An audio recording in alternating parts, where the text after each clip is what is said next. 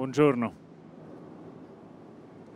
Buongiorno a tutti, buongiorno Santità, grazie per essere passato qui a salutarci a questo 38esimo viaggio. Ci sono circa una settantina di giornalisti, qualcosa in più, 2 dal Kazakistan. Intanto la ringraziamo e siamo qui per ascoltare le sue parole.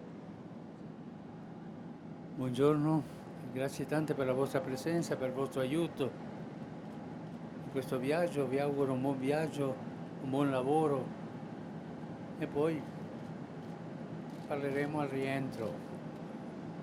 Grazie, buona giornata. Salve. Agenzia kazaka.